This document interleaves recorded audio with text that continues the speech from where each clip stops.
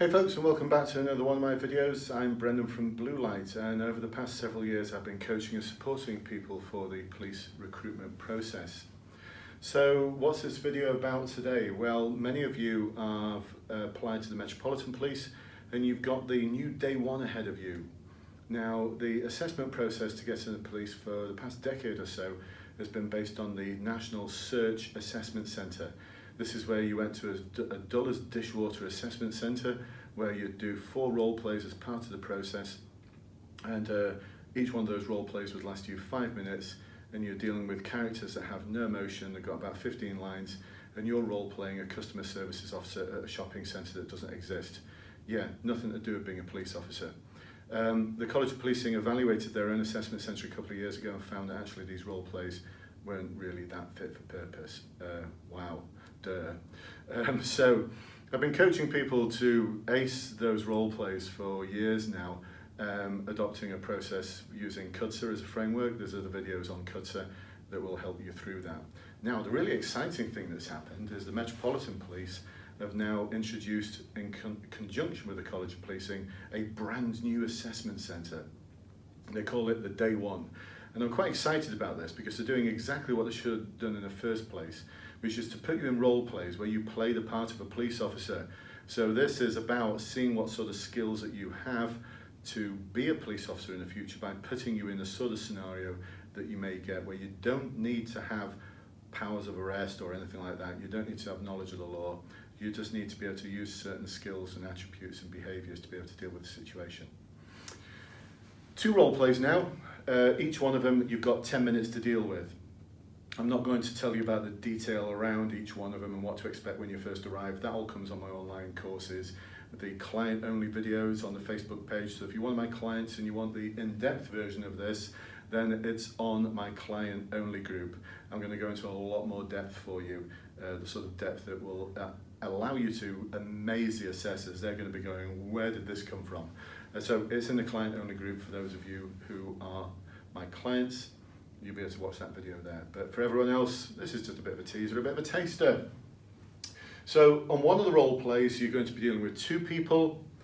On the other role play, you're going to be dealing with 1 role player. And they are going to be someone who's highly vulnerable, who is going to need some kind of support, and you've got 10 minutes to deal with them. Now we're going to utilise CUTSA, so we're going to approach them in a certain way. And at this moment in time, I'm in Crawley in East Sussex. Yesterday I ran a day one seminar where we practiced some of these role plays, and we looked at things like physical positioning, the sort of questions or statements that you make as you approach and confront someone. When we use that word confront, it's part of CUTSA. We're confronting in a very different way for a vulnerable person. And we're using all the tricks and techniques that I've picked up over 3 decades of policing.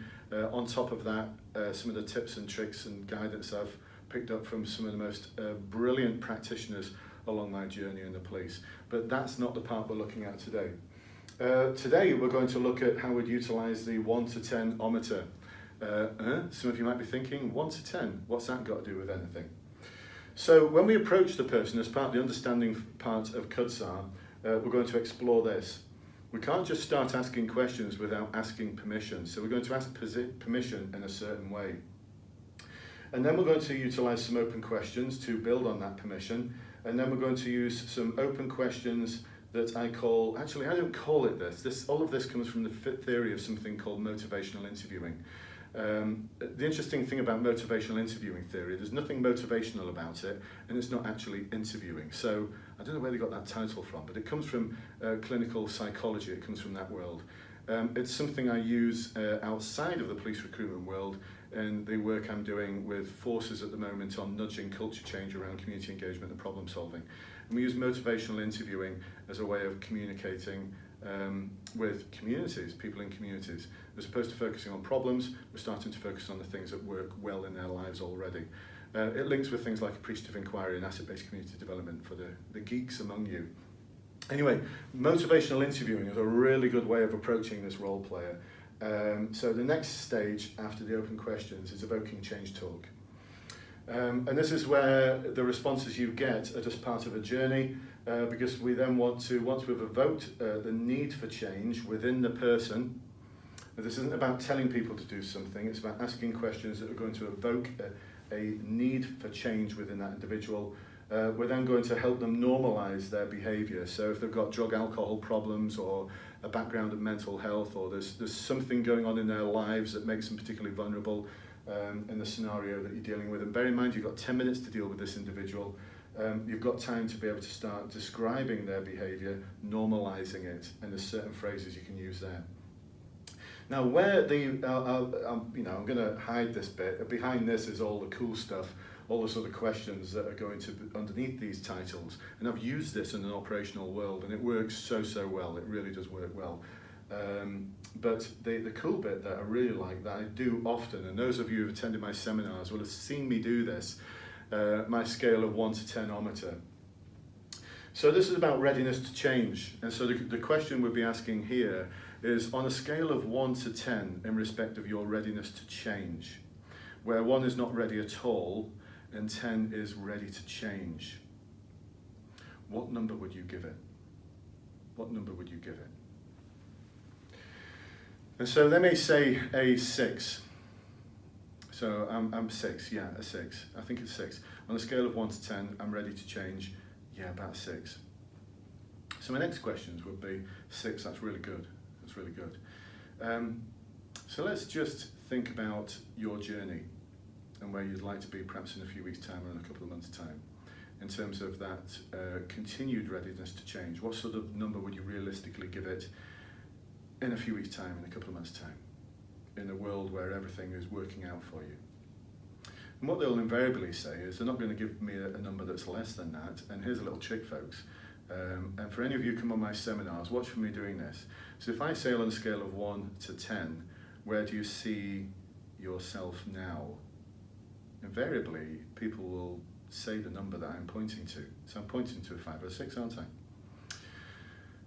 Where would you like to be, where everything is working well for you on that scale of 1 to 10, in a world that is working out well for you? Where on that scale of change would you see yourself in a couple of weeks' time, in a couple of months' time?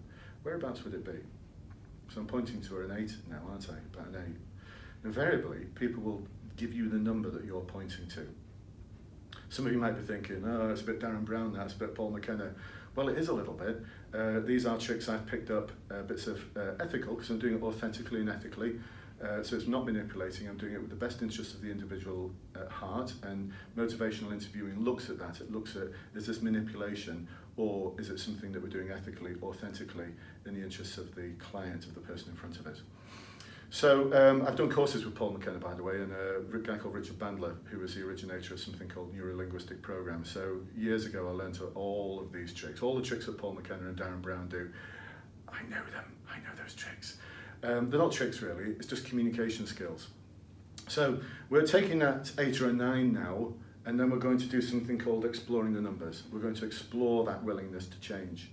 So what I'll say is if it's a 6 now, if it's a 6 now, and tomorrow it's going to be a 7, or in a few days' time it might be a 7, what do you need to do now in your life to take that 6 and make it a 7? And we're going to explore more questions like that in the video that is hiding behind this sheet. So for the clients among you, you've got access to that. Go to my client-only group and you'll find that. For those of you who have thought, oh, this is interesting, I'd like to know more, well, in the text below, there's a link to my Facebook group, the open one, that's for clients and everyone. It's about 5,500 people in it. Please do feel free to click on the link and you'll be able to access it. Just tell me, answer the question, why do you want to access this group? And I'll approve it and you'll be in. It's about 5,500 people in there at the moment as of February 2019. If you'd like to know more about my courses, then there's another link below that will take you to my seminars and online courses and all the good stuff. But there you go, a little teaser, a little taster for you on the sort of things that are going to absolutely amaze the assessors. I know I'm a bit of a bane of the College of Policing's lives because I come up with these countermeasures to all the different exercises I come up with. But look, it's just ethical coaching. I never ask any of my clients what's happened at the assessment centre, but I do know from the Metropolitan Police day one seminars that they run for people from different backgrounds who are there trying to attract, that they've already revealed that one of the role plays you're going to be dealing with is for a vulnerable person. So all I've done is taken the best of the learning on how to deal with vulnerable people and introduced it into a script that you can use, learn and use at the assessment centre, trust me, you can have assessors going, where did that come from? I've already had feedback from clients who've been walking out of the role play rooms where the role players are saying, she was really good. I don't know where that came from, but she was really good. That's the last comment I had from one of my clients. So that made her feel really good on the day because it gave her a boost for the next set of exercises. And it made me feel good as well because she was going for direct entry detective. She had to do the day one first and then the direct entry detective assessment day. I've coached her for both and she's through. She's in. She's going to be a detective, so good for her. Anyway, folks, I hope you've liked this. I hope you've enjoyed it.